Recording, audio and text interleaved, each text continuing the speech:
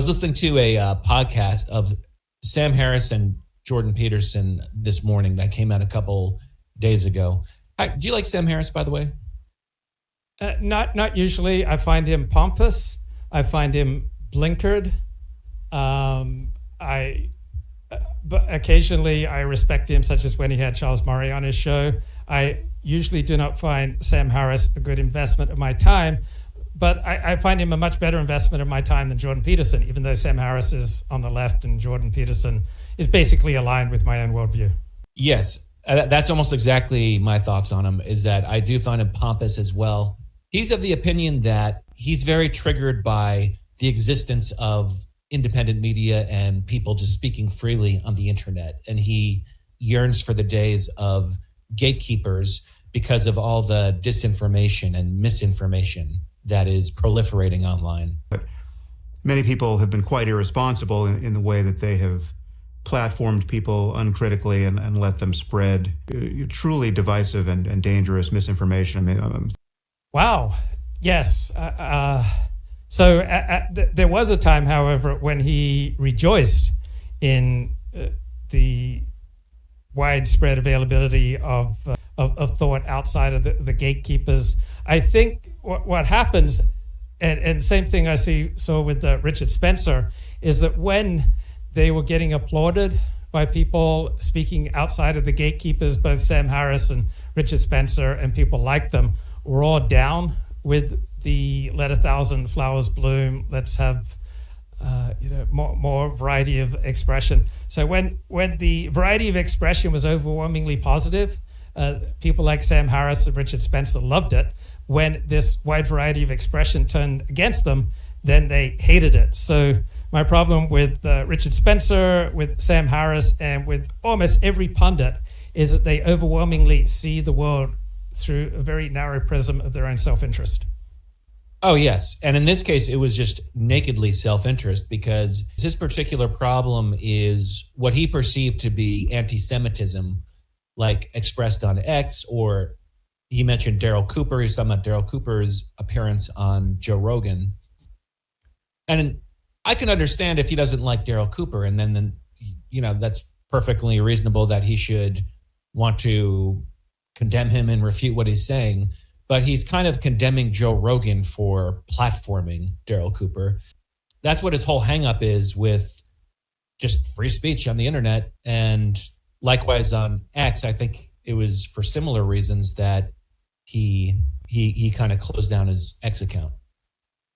Yeah, you see people, they love freedom of speech when that aligns with their interests, meaning they're not in power.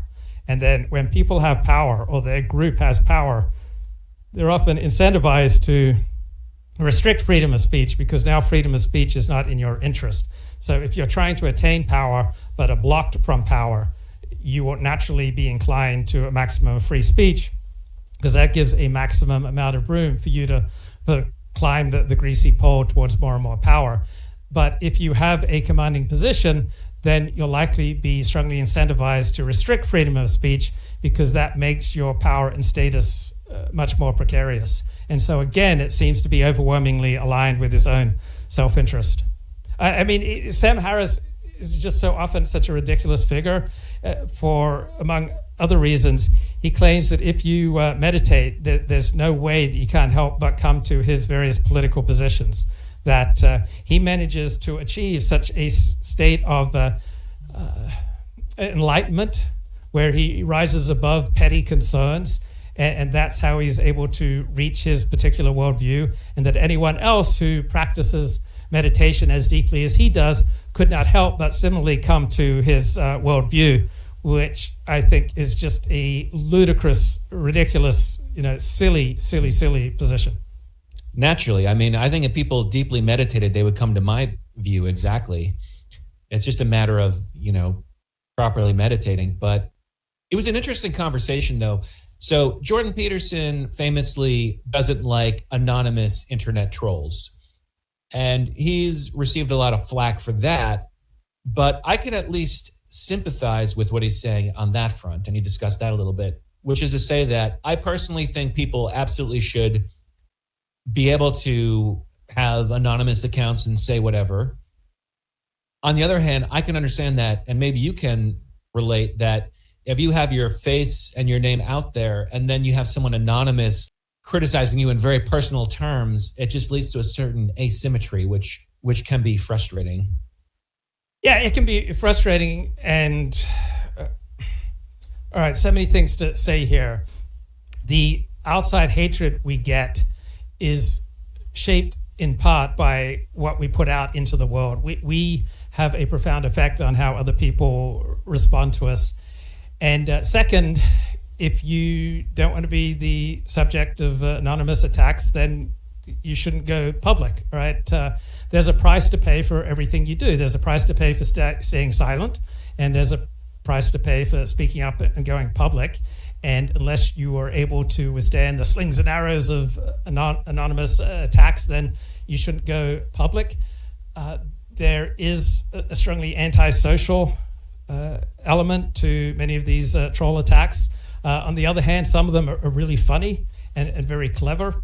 And the recipient of some of these attacks can learn a great deal. I mean, I believe that Laponius Maximilius in the chat right now, we started out our interactions where he was making some cutting remarks with regard to myself, and I just found them hilarious.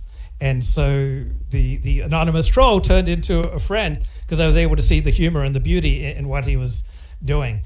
So it's not for everyone, right? Many people want to be a hero, but they don't have the inner stuff to be able to withstand these anonymous attacks.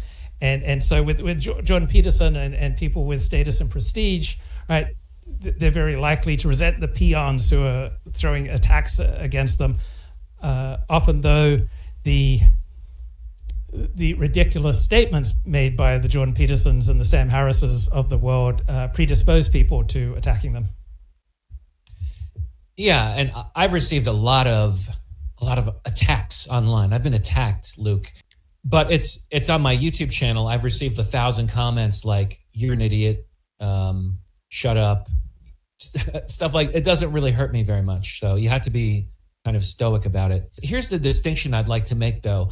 I think when Jordan Peterson complains about anonymous Twitter troll demons, as I said, you can understand where he's coming from. It's frustrating, but it's also, I think that his sense of indignation comes from a place of justice. Like he feels like this is actually not fair. Like, why am I, Jordan Peterson, having my name and face, and then you're like insulting my honor, and I can't see who you are? It's like a boomer reaction, but you can understand it, and I think it comes from a place of honor, actually.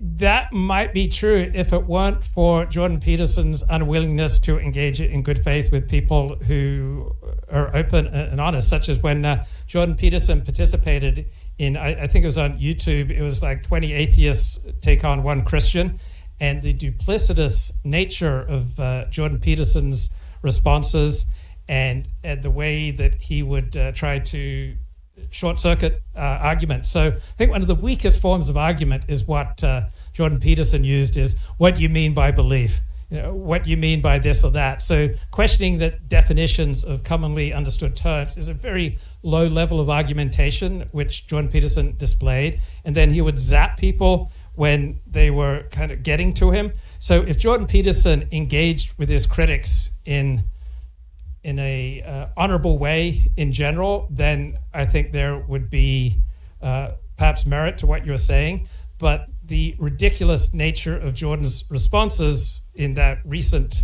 video of 20 atheists versus one Christian tends to undercut that position. So I'm sure, like all of us, there have been times when Jordan Peterson has been excellent and honorable in his responses to critics, and other times when he's been less than excellent, less than honorable. It may be that success has perhaps distorted Jordan's sense of reality.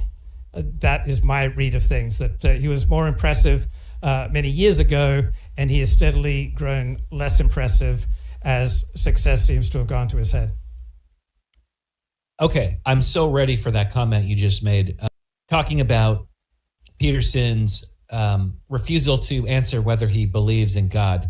So here's from, once again, We Who Wrestle with God, which we've been discussing. perhaps to people's consternation. But this quote, I think, characterizes Peterson's ambiguity over belief. Quote, "The greatest stories told by the best storytellers grip people's attention in an unforgettable manner and burn themselves into imagination and concept, collective and personal. This collaboration continued for tens and perhaps hundreds of thousands of years. Stories thus told and remembered became better and better and simultaneously deeper and deeper. And no one wrote them or invented them precisely or more accurately, perhaps everyone did. And that is the action, so to speak, of Jung's collective unconscious." So my paraphrase of that would be that he looks at the stories of the Bible and the myths and Genesis as to be almost a part of the collective unconscious in the Jungian sense rather than something to be believed or disbelieved. Yeah, Jordan Peterson is obviously an atheist, and he should just be straightforward about that. But he recognizes that most of his supporters and potential supporters are Christians, and so he tries to fine-tune these two things. Leo Strauss was similarly an atheist, but who wanted to make the case for traditional religious belief and observance for utilitarian means. If Jordan Peterson just was more honest and said, yeah, I'm an atheist, but I recognize the mythological value of things like Christianity, I would have more respect for him. But he wants to kind of have it both ways. But I wish he'd just say, look, I'm an atheist, but I recognize a utilitarian case for Christianity. That is an honorable, upstanding, respectable position. There are many atheists who recognize a utilitarian case for religion such as Christianity.